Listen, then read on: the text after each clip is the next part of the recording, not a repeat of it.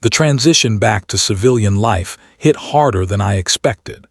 After 8 years of military service with 3 combat deployments, ordinary decisions seemed simultaneously trivial and overwhelming. My modest savings account contained enough for a fresh start, but the question of where and how to build that new life loomed large. Every family dinner became an impromptu career counseling session.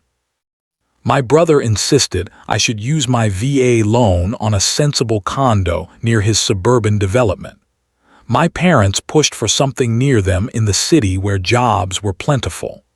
My former commanding officer emailed listings for security consultant positions with defense contractors. "You need stability and community," my sister explained during our weekly phone call. "Some place with amenities and neighbors who can help you readjust to civilian life, not some isolated property where you will just retreat into yourself." She meant well. They all did, but their vision of my future felt like a suffocating box. Each night, I found myself scrolling through rural property listings instead, drawn to open spaces and the promise of quiet.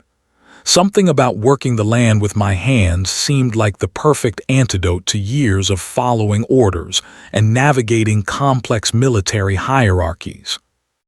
The small farms especially caught my attention, not the industrial operations, but the modest homesteads where a person could grow their own food and live simply. When I found the listing for the 70-acre parcel with a small farmhouse and 2 outbuildings, something resonated deep within me. The price was suspiciously reasonable, which should have been my first warning. The photographs showed overgrown fields, a weathered 2-bedroom farmhouse that had seen better decades, and outbuildings in various states of disrepair. The real estate description charitably called it a property with potential for the right buyer willing to invest sweat equity. I arranged a viewing the next day. My real estate agent, Karen, arrived in inappropriate heels that sank into the soft earth as she explained that she normally specialized in luxury condominiums. Her dismay grew with each step we took around the property. The roof needed work. The well would require testing and likely repairs. The fields had not been properly tended in at least 5 years. The previous owner had passed away, and his children lived out of state with no interest in maintaining their inheritance. "I really must advise against this purchase," Karen said, checking her shoe for mud. "With your VA benefits, you could qualify for something much newer. There is a lovely development just 20 minutes from here with a community pool and walking trails." But standing in that overgrown field as the afternoon sun cast long shadows across the land, I felt something I had not experienced since returning home, a sense of possibility and peace. I could envision what this place could become with dedicated work. More importantly, I could see myself belonging here in a way I had not felt elsewhere. "I would like to make an offer," I told her, 20% below asking. Karen looked at me like I had lost my mind, then sighed and made the call from her car. To our mutual surprise, the sellers accepted without negotiation. 1 week and considerable paperwork later, I had the keys to a dilapidated farmhouse and 70 acres of neglected land that everyone in my life thought represented a monumental mistake. As I signed the final documents at the closing, the attorney glanced up with an expression I could not quite interpret. "The previous owner always said there was something special about this land," he remarked. "I hope you find whatever it is he meant by that." I nodded politely, assuming it was just a standard pleasantry. I had no idea how prophetic those words would prove to be. Moving day revealed the true scope of what I had taken on. My possessions from military life fit into the farmhouse with embarrassing ease: clothing, books, a few photographs, and basic furniture. The spaces echoed with emptiness. The previous owner had left behind some worn farm implements in one of the outbuildings, but most were outdated or rusted beyond practical use. I spent the first night on a sleeping bag on the living room floor, listening to the unfamiliar creaks and groans of the old house settling. Morning light streamed through windows that desperately needed cleaning, illuminating dust motes that danced in the air. I sipped coffee on the front porch and watched a truck slow as it passed. The driver, an older man in overalls, stared openly at me before continuing down the road. I would later learn he was Harold Jenkins, my nearest neighbor, whose property began half a mile down the road. He was the first of many locals who would drive by in the coming days, curiosity barely disguised as they assessed the newcomer who had purchased the old Watson place. I began with the most critical repairs to make the house properly livable, fixing leaky plumbing, sealing windows, and patching the worst sections of the roof. Each trip to the hardware store in town meant curious stares and thinly veiled questions from locals. Yes, I was a veteran. No, I had never farmed before. Yes, I was aware the property had been neglected for years. Their skepticism was palpable. One elderly cashier patted my hand sympathetically and said, "Bless your heart," in a tone that suggested I was either brave or foolish, most likely the latter. The first true shock came when I attempted to clear a section near the house for a vegetable garden. The soil was so compacted that my shovel barely penetrated the surface. Hours of labor yielded minimal progress. Exhausted and discouraged, I drove to the county agricultural extension office seeking advice. The agricultural agent, a woman named Diane with weather-beaten skin and practical work boots, listened to my situation with growing concern. "That soil has not been properly managed for years," she explained. "You are looking at significant amendment work before it will produce anything worthwhile. Most small farms in this area have failed in the last decade. The economics just do not make sense without substantial capital investment or specialized high-value crops." She handed me statistics about agricultural success rates that made for grim reading. I thanked her and left with a stack of informational pamphlets and the distinct impression that she expected me to give up within 6 months. That night, frustrated and sore, I explored the farmhouse attic and discovered a dusty wooden chest containing farm journals dating back to the 1930s. The previous owners had meticulously documented their successes and failures, soil conditions, planting schedules, and local weather patterns across generations. The most recent entries from 15 years earlier showed the farm had once been modestly productive before falling into neglect. I stayed up until dawn, poring over the journals and researching sustainable farming practices online. The challenge energized rather than discouraged me. I developed a methodical plan to rehabilitate the soil in sections, starting with cover crops and targeted amendments based on soil tests. I would begin small and expand gradually, learning from inevitable mistakes along the way. 2 weeks into clearing the north field for fence posts, my shovel struck something hard. Assuming it was a rock, I dug around it, only to uncover what appeared to be an unusual metal fragment unlike any farm implement part I recognized. The metal had an odd luster and weight that seemed out of place. Even more curious was the soil layering around it distinct strata that appeared deliberately arranged rather than naturally formed. I placed the fragment in my pocket, intending to research it later, unaware that this small discovery would soon transform my quiet farming pursuit into something far more complicated. That evening, I cleaned the fragment carefully and examined it under better light. It appeared to be part of a larger object, with unusual markings that resembled writing but matched no alphabet I recognized. I photographed it from multiple angles, intending to research it online, then placed it in a small box on my kitchen shelf. The find was curious, but not yet significant enough to distract me from the enormous task of rehabilitating the farm. I returned to my labors the next day, focused on preparing for the spring planting, blissfully unaware that heavy rains would soon reveal much more than soil conditions on my property. The spring storm arrived without warning, dumping nearly 5 inches of rain in less than 24 hours. I spent that night monitoring the farmhouse roof for leaks and worrying about erosion in the newly tilled fields. When morning finally broke and the rain subsided, I ventured out to assess the damage. The north field had suffered the worst, with newly formed channels cutting through areas I had laboriously prepared for planting.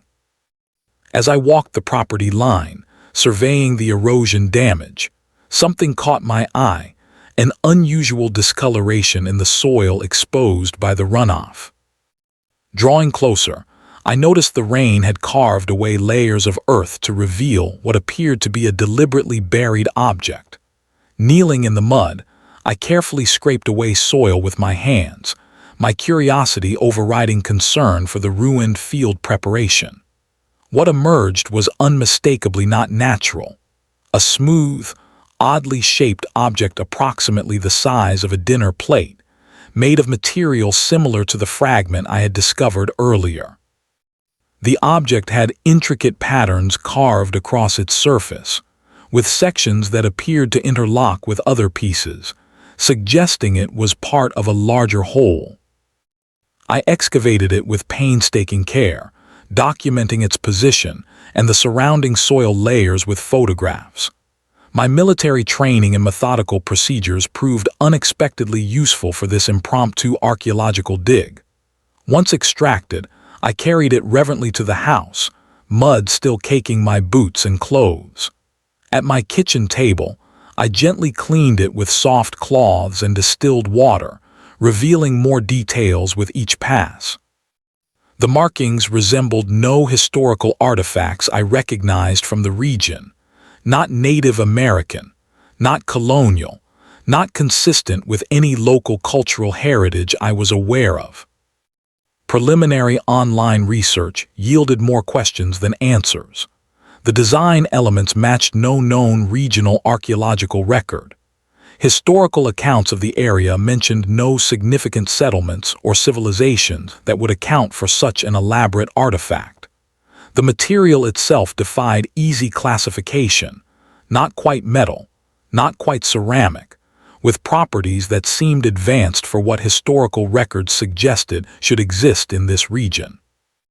After several days of inconclusive research, I contacted Dr. Alina Wright, a history professor at the community college whose name I found in the local paper's column about regional history. Her initial skepticism vanished when she arrived and saw the artifact firsthand.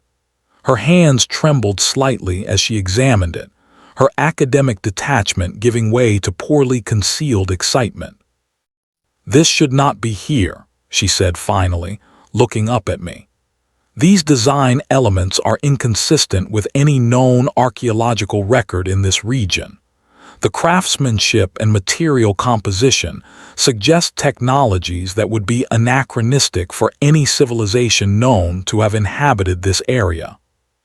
She took photographs and made careful notes, promising to consult with colleagues while maintaining discretion.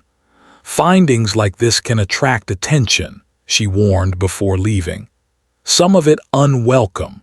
I would advise keeping this between us until we better understand what you have found." Her warning proved prescient but insufficient. Despite her promises of confidentiality, word spread through academic channels. Within a week, I received my first visit from a museum representative, a precisely dressed man named Richard Harlow from the State Historical Museum, who arrived unannounced, business card extended before he even introduced himself. "We provide authentication services for historical finds," he explained smoothly. "Our institution is equipped to properly preserve and study artifacts of potential significance. Of course, we would credit you with the discovery." His carefully chosen words did not quite mask the institutional hunger behind them. He spoke of proper channels and established protocols, while his eyes repeatedly drifted to my kitchen, where he presumed the artifact might be kept. I thanked him for his interest but declined any immediate arrangement, explaining that I was still researching the find independently. His polite smile tightened almost imperceptibly. "These matters have established procedures," he said. "Archaeological finds often have legal implications regarding ownership and proper handling. Our museum can help navigate these complexities." The implied threat was subtle but clear. After he left, I moved the artifact from its kitchen table position to a more secure location in the house. That night, I received emails from 2 additional museums expressing sudden interest in regional archaeological assessment of my property. Dr. Wright called, apologetic and concerned. "I only consulted with one trusted colleague," she insisted. "But word has spread. These institutions compete fiercely for significant finds. Be careful about what you agree to. Once they establish a claim or presence on your property, the dynamics change completely." I thanked her for the warning and spent the evening researching property rights regarding archaeological discoveries. The legal landscape proved as complex and layered as the soil that had hidden the artifact for unknown centuries. State laws, federal regulations, and historical preservation statutes created a confusing web of obligations and rights. As a property owner, I had certain claims, but those rights could be limited depending on the historical significance of the find. The artifact sat wrapped in acid-free cotton on my desk as I read, its enigmatic pattern seeming to mock my growing concerns. I had purchased this land seeking simplicity and distance from institutional politics. Now my quiet farm was becoming the focus of academic and institutional interest that threatened that very simplicity. The next morning brought another uninvited visitor, a journalist from the local newspaper seeking comment on what he described as unusual archaeological activity at my farm. I declined to comment, but by afternoon, a small article appeared online speculating about a potential historical discovery at the recently purchased Watson property. My quiet life was beginning to unravel, thread by unwelcome thread. The small newspaper article opened floodgates I could never have anticipated. Within days, my driveway hosted a parade of uninvited visitors, museum representatives from institutions I had never heard of, archaeological enthusiasts with metal detectors they hoped to use on my property, and journalists from progressively larger media outlets. Each morning, I found business cards wedged into my door frame or windshield wipers, sometimes accompanied by formal letters outlining collaborative opportunities that primarily benefited their institutions. Richard Harlow from the State Historical Museum returned with a colleague introduced as their acquisition specialist, though she spoke more like a legal advisor. They presented documents describing standard procedures for transferring artifacts to their facility for proper study and preservation. When I asked about ownership rights, their answers became deliberately vague, couched in technical terminology about custodial stewardship and public trust resources. "We are simply following established archaeological protocols," Harlow said, his tone suggesting I was being unreasonable for questioning their authority. "These artifacts require specialized preservation techniques and security that private individuals cannot provide." I thanked them for their concern, but again declined to make any immediate arrangements. Their departure was followed by a phone call from someone claiming to represent the office of the state archaeologist, though they became evasive when I requested formal credentials. The pattern was becoming clear: institutions were jockeying for position, each hopping to establish primacy over my discovery before its full significance was publicly confirmed. The local news coverage, though limited, caught the attention of a regional real estate developer. Property values in surrounding areas mysteriously increased as speculation grew about historical significance. Most concerning was the large development of new homes that had been constructed 3 miles down the road within the past decade. Called Meadowview Estates, it represented everything I had sought to avoid: cookie-cutter luxury homes with manicured lawns and rigid community guidelines. 6 weeks after my discovery, an official-looking envelope arrived bearing the Meadowview Estates Homeowners Association logo. Inside was a formal letter claiming their jurisdiction extended to visual impact zones, affecting their community aesthetic. They alleged that my ongoing agricultural activities and the increased traffic from visitors constituted a negative visual impact on their development.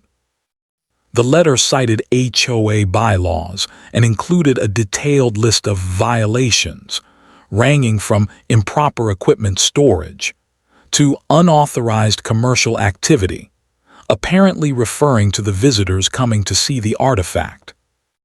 The absurdity of their claim was obvious. My property was miles from their development, separated by other farms and woodland. I had never agreed to their covenants or restrictions, yet the tone of the letter suggested they considered their authority self-evident. I contacted a local attorney, Martin Fletcher, who specialized in property disputes. Legally, their claim of jurisdiction is nonsense, Fletcher confirmed after reviewing the letter.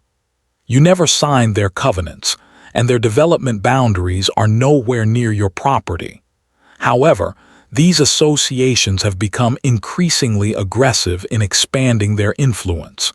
They have resources and motivation that individual property owners often lack. He explained that the HOA had recently attempted similar overreach with other neighboring properties. Their strategy typically involved initial intimidation, followed by costly legal maneuvers, designed to exhaust the resources of individual landowners who could not match their litigation budget. But something about this case seemed different. The timing is suspicious, Fletcher noted. Their sudden interest coincides precisely with the archaeological attention your property is receiving. I would look for connections between their board and the institutions pressuring you about the artifact. His suspicion proved insightful. Basic research revealed that the HOA president's spouse sat on the board of the State Historical Museum. The connection explained the coordinated pressure, but offered little immediate solution. Meanwhile, strangers continued to appear at my property line, some taking photographs, others using sophisticated equipment to conduct what appeared to be unauthorized soil analyses or ground-penetrating radar surveys from the public road adjacent to my land. The confrontation that crystallized the true nature of the situation occurred when I discovered a museum curator wandering on my property without permission one evening. He was photographing soil formations near where the artifact had been discovered, and reacted with indignation when I approached him. "This is important scientific work," he declared, gesturing to his expensive camera and soil sampling kit. "Archaeological significance transcends simple property boundaries." "Yet property boundaries exist nonetheless," I replied, maintaining my composure despite my rising anger. "And you are currently trespassing on mine." "Do you have any concept of what you might have discovered?"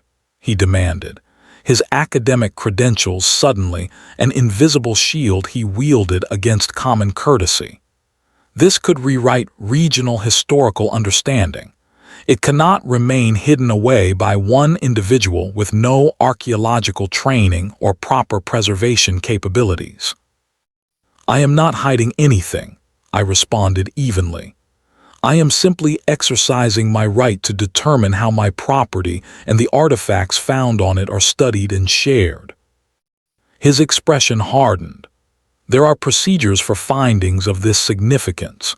The academic and museum community has established protocols that ensure proper handling and public access. Protocols that conveniently transfer control to institutions rather than discoverers, I observed. "I will need you to leave my property now." He departed reluctantly, but his parting words lingered. "This is bigger than you or your little farm. One way or another, proper authorities will ensure this discovery is handled correctly." That night, I installed security cameras around my property and moved the artifact to an even more secure location. As I watched unfamiliar vehicles drive slowly past my farm, I realized I needed more than legal advice. I needed allies and a strategy. The institutions and the HOA were coordinating their efforts to control my discovery, and by extension, my property. The quiet life I had sought was now under siege from forces that viewed my land as a prize to be claimed, rather than a home to be respected. The formal complaint arrived via certified mail, encased in an expensive envelope with the embossed Meadowview Estates HOA logo. Inside was a 20-page document detailing alleged violations and their impact on the community aesthetic and property values. The complaint included professional photographs of my farm taken with telephoto lenses, each annotated to highlight supposed deficiencies. Equipment stored outside, unfinished repairs, areas of untilled land labeled as neglected, and temporary structures I had erected for various farming projects. Most concerning was the attached motion for an emergency hearing before the county zoning board, scheduled for the following week. The HOA had bypassed normal procedures, claiming urgent community impact concerns that necessitated immediate intervention. Their requested remedies included mandatory landscape screening, restrictions on visitor access, and a requirement that any items of historical or archaeological significance be properly managed by relevant authorities. Martin Fletcher, my attorney, reviewed the documents with growing concern. "This is unusually aggressive even for an ambitious HOA," he noted.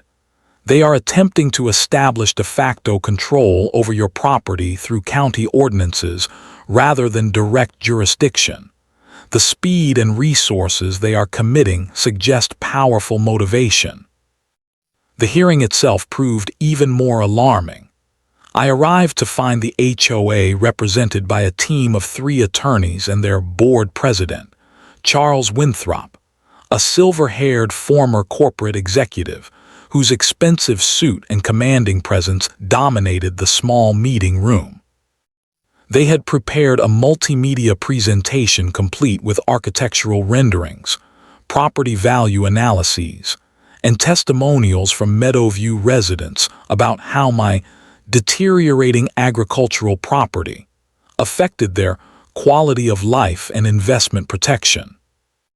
My modest farm was portrayed as an eyesore and potential hazard. Photographs carefully angled to emphasize unfinished projects were juxtaposed against idealizing images of their manicured subdivision. Most troubling was their expert testimony from a museum consultant who spoke about the improper handling of potential historical artifacts without having ever examined my discovery firsthand. Martin and I presented our case with considerably less pageantry but solid legal grounding. We demonstrated that the HOA had no jurisdiction over my property, that my land use complied with agricultural zoning requirements, and that their claims of visual impact were exaggerated given the considerable distance and natural barriers between our properties. Despite the strength of our position, the hearing concluded without a decision, with the zoning board requesting additional information before their ruling. They cannot win on legal merit, Martin assured me afterward. But they are not trying to win through legal means alone. They are creating administrative hurdles and public pressure. This is about wearing you down and controlling the narrative. That evening, I spread property maps across my kitchen table and began methodically documenting the actual boundaries of my farm in relation to Meadowview Estates. The HOA's presentation had included maps that subtly misrepresented distances and sight lines, making my property appear closer and more visible to their development than reality warranted. I photographed actual view corridors from their property line to mine, gathering evidence of the substantial woodland buffer that made their visual impact claims absurd. While researching county records, I discovered something unexpected. The original development plan for Meadowview had been significantly smaller. They had expanded twice in the past decade, each time pushing closer to surrounding agricultural properties. Their long-term planning documents, publicly available but buried in county archives, revealed ambitions for further expansion that would eventually encompass several surrounding farms, including portions of my land.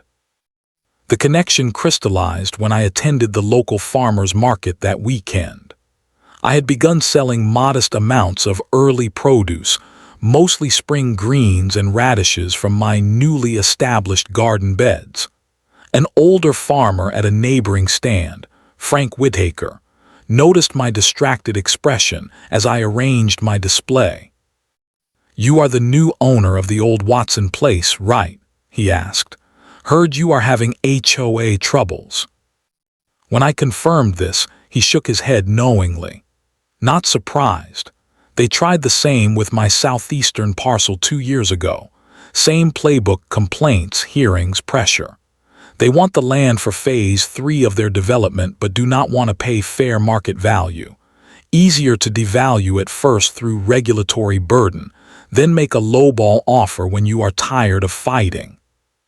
Frank introduced me to other local farmers with similar experiences.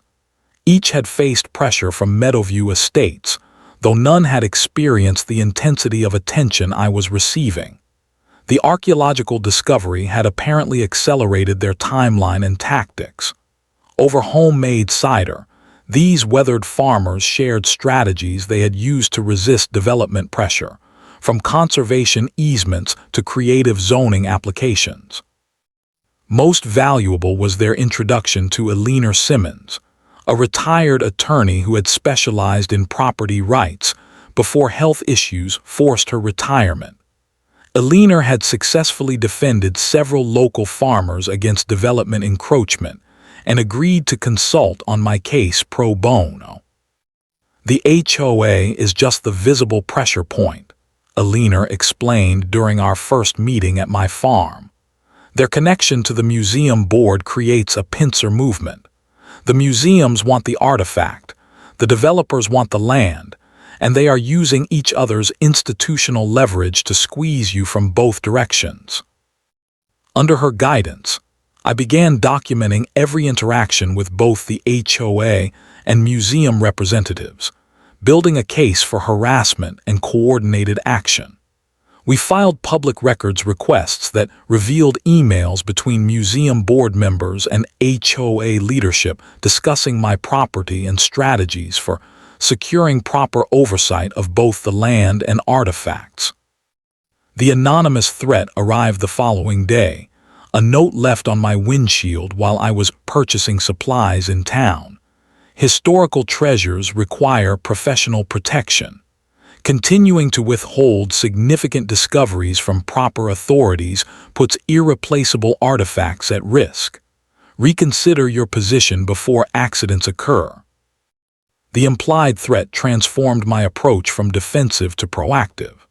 That night, I installed additional security cameras and motion-sensitive lighting around my property.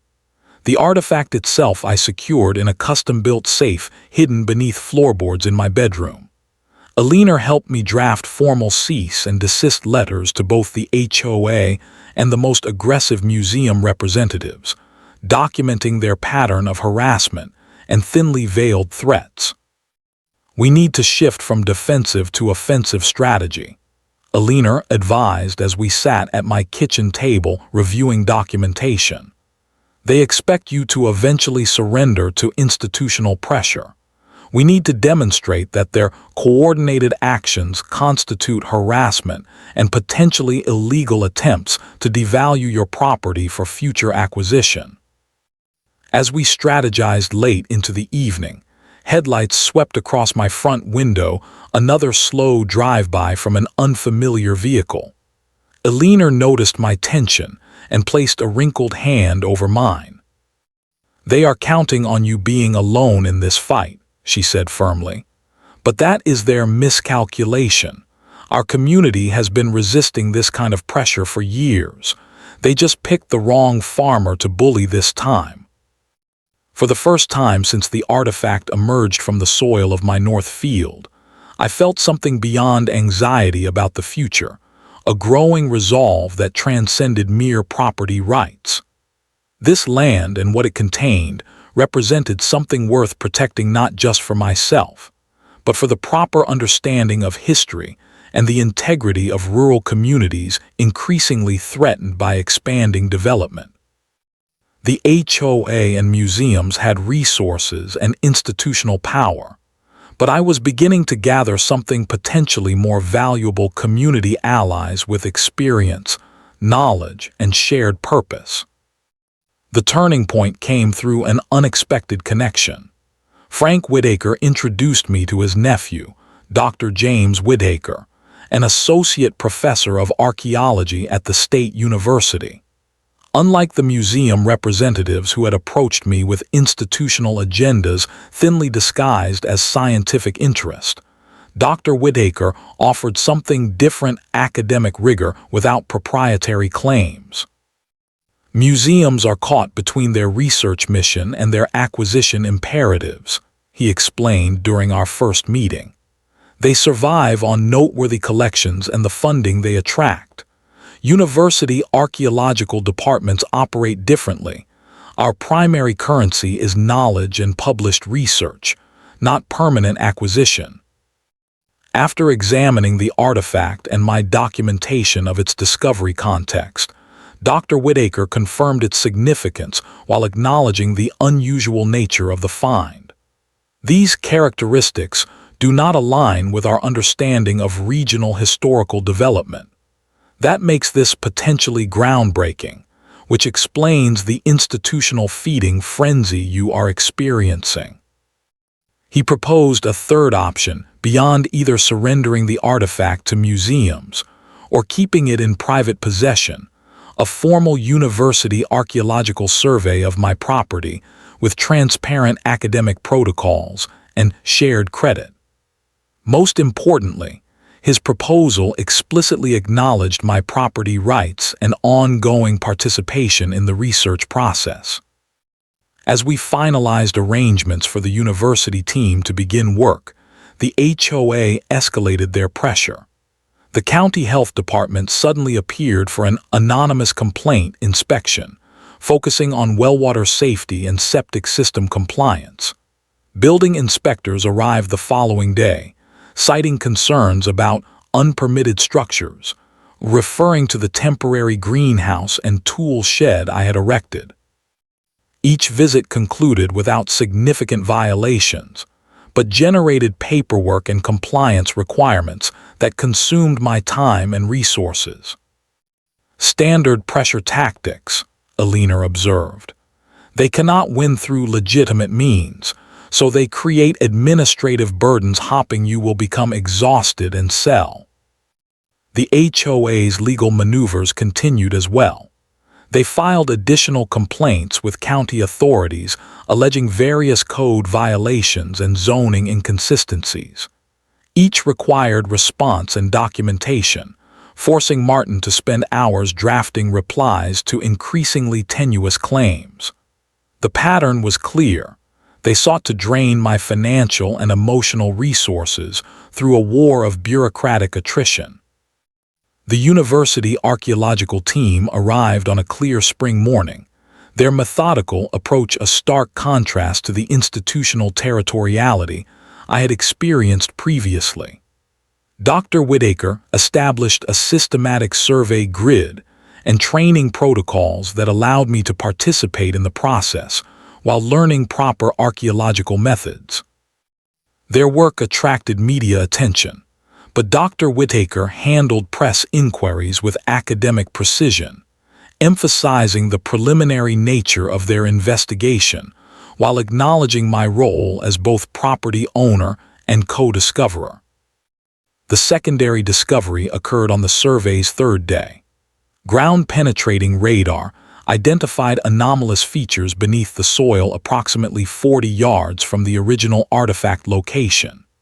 Careful excavation revealed a larger component clearly designed to interlock with my initial find.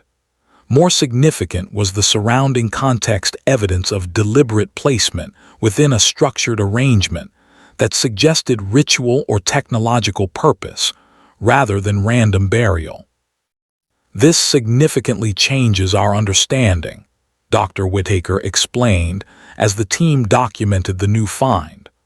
We are not dealing with isolated artifacts but a deliberately constructed arrangement. The complexity and unfamiliar design elements suggest a previously undocumented cultural presence in this region. The university's involvement provided legitimate scientific oversight that frustrated the museum's attempts to claim institutional necessity for removing the artifacts. Richard Harlow appeared at my property line the following day, visibly agitated as he watched the university team methodically documenting their findings. The State Historical Museum has filed for an emergency preservation order, he informed me stiffly. University field studies are preliminary by nature. Proper conservation requires our specialized facilities. The competing institutional claims created an unexpected opportunity. Dr. Whitaker suggested we present the preliminary findings at the upcoming town council meeting, where the HOA had placed an agenda item regarding historical preservation concerns in our district, their latest attempt to establish regulatory control over my property. The town meeting became the battlefield neither side had anticipated. The council chamber filled beyond capacity with local farmers, Meadowview residents, and various institutional representatives. The HOA presentation came first, with Charles Winthrop delivering a carefully crafted speech about community aesthetic standards and proper stewardship of historical resources that barely disguised their development ambitions. When my turn came, I approached the podium with Alina and Dr. Whitaker beside me. Rather than simply defending my property rights, we presented evidence of the coordinated pressure campaign. Emails obtained through public records requests showed communications between museum board members and HOA leadership discussing strategies to secure access to my property. Financial documents revealed that the developer behind Meadowview Estates had donated substantially to the museum building. The same week, their representatives began visiting my farm. Most damning was the evidence that the HOA had intentionally misrepresented jurisdiction boundaries in their complaints and had doctored photographs to exaggerate visibility concerns. The methodical presentation of evidence transformed what they had intended as a procedural formality into public exposure of their tactics. This is not about historical preservation or community aesthetics, I concluded. This is about institutional overreach and development ambitions disguised as concern for historical artifacts. The meeting continued long into the evening as community members rose to share similar experiences of pressure and intimidation. What the HOA and museum representatives had intended as another strategic maneuver instead became a catalyzing moment for community resistance to development pressure. As we left the meeting, local farmers shook my hand and offered support.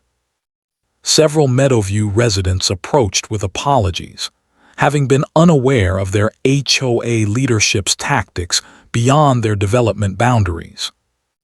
That night, my driveway filled with pickup trucks as neighboring farmers arrived uninvited, bringing food and offers to establish a community watch rotation for my property. Their support transformed what had been an individual struggle into a community stand against institutional bullying and development pressure. As we shared a meal on my front porch, watching the sunset over fields that generations of local farmers had tended, I realized the artifact had revealed more than historical mysteries. It had uncovered community bonds that development and institutional interests had failed to sever. The transformation began not with grand legal victories, but with steady community engagement. Under Dr. Whitaker's guidance and Aliner's legal strategy, we pursued designation of the farm as a living historical research site through the State Historical Preservation Office. The application emphasized ongoing agricultural use alongside controlled historical research, a compromise that maintained both my property rights and appropriate scholarly access to the artifacts. The HOA's legal challenge collapsed dramatically during county hearings when their surveyor admitted under oath that the jurisdiction maps presented in their complaints had been deliberately altered to suggest visual impact that did not exist. Their case further unraveled when public records requests revealed board meeting minutes discussing strategic acquisition opportunities, targeting my property once it had been devalued through regulatory burden.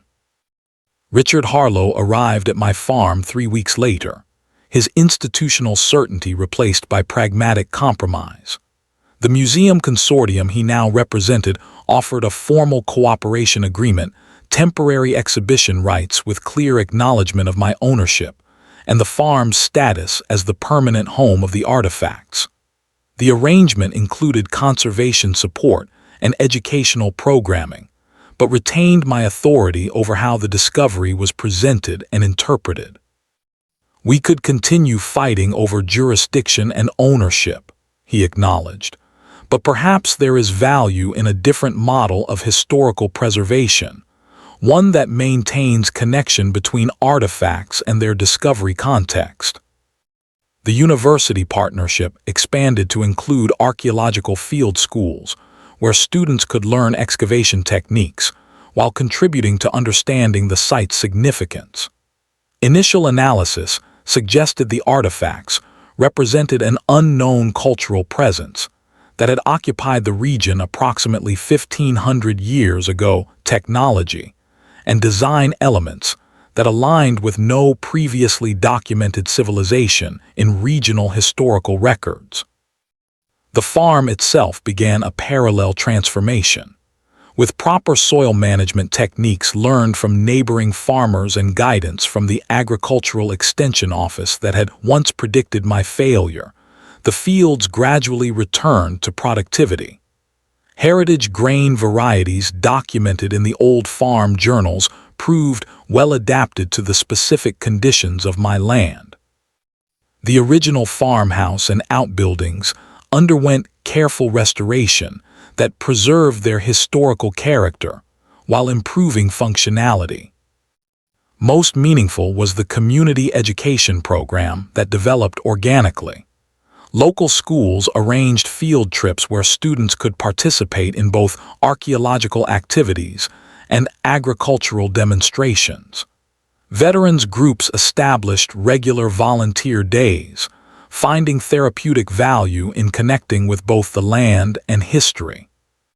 The physical labor of farming provided natural counterbalance to the meticulous work of archaeological documentation, each activity informing and enriching the other through daily practice. Media coverage shifted from controversy to celebration, as the unique collaboration between farmer, academics, and community generated more substantive understanding than institutional competition had produced. Television segments highlighted both the archaeological significance and the innovative model of historical site management that maintained living connection to the land. The artifact itself, once the center of institutional conflict, found appropriate housing in a custom-built display facility on the farm property. Unlike traditional museum presentations that separate objects from their discovery context, visitors could view the assembled artifacts while standing on the very soil that had preserved them for centuries. University researchers continued studying the materials and markings, publishing findings that acknowledged the farm as both discovery site and ongoing research partner. Perhaps most surprising was the eventual shift in relationship with Meadowview Estates residents. Once their HOA leadership's ulterior motives became public, the community elected new representatives with more transparent priorities. Many residents became regular farm visitors and volunteers, finding unexpected connection to both agricultural heritage and archaeological discovery that their manicured subdivision had previously obscured from view. Charles Winthrop resigned from the HOA board following the exposure of his connections to development interests. His final communication arrived as a brief note expressing grudging respect for what the farm had become, a different vision than I would have pursued, but undeniably valuable to the community. For myself, the transformation ran deeper than property rights or historical significance. The military precision I had once applied to combat operations found new expression in the methodical work of both farming and archaeological documentation. Fellow veterans who participated in farm programs often remarked on the therapeutic value of connecting with both soil and history, a grounding experience that provided perspective beyond individual struggles. On autumn evenings, I often sit on the farmhouse porch watching the sun set over fields now properly tended. School buses and visitor vehicles have departed for the day, leaving peaceful quiet broken only by natural sounds. The artifact that changed everything rests securely in its display case, connected to both its historical context and living present. What began as a search for quiet isolation has instead created a different kind of belonging, not the retirement from community my family feared, but a deeper integration with both place and people that honors past and present equally. The farm stands as testament not just to ancient history buried beneath its soil, but to the power of respecting both heritage and living connection to land. Museums still send occasional representatives, but they come now as colleagues rather than claimants, recognizing that proper preservation sometimes means keeping things where they belong rather than removing them to institutional settings. The HOA development plans that once threatened to encroach have been replaced by conservation easements that protect agricultural heritage for future generations. On a particular clear evening last week, a young veteran participating in our agricultural training program paused while collecting tools from the field. He gestured toward the archaeological site, the productive gardens, and the community gathering space we had created near the original farmhouse. "When I came back from deployment," he said quietly, "everyone had opinions about what I should do to readjust properly. Nobody suggested finding a place worth fighting for on different terms." I nodded, understanding exactly what he meant. The reluctant homestead that everyone advised against had become something none of us could have imagined. Not just a farm, not just an archaeological site, but a place where multiple forms of heritage and healing converge. The artifact that museums fought over had revealed its greatest value not as an institutional prize, but as catalyst for connection between land, history, and community that might otherwise have been lost to development and dispersion. As twilight deepens into night, I sometimes wonder what the original creators of the artifact would think about the conflict it generated and the resolution it eventually found. I like to imagine they would approve of it remaining in the soil where they placed it, still serving as point of connection between past and present, still teaching lessons about what truly deserves preservation across the centuries.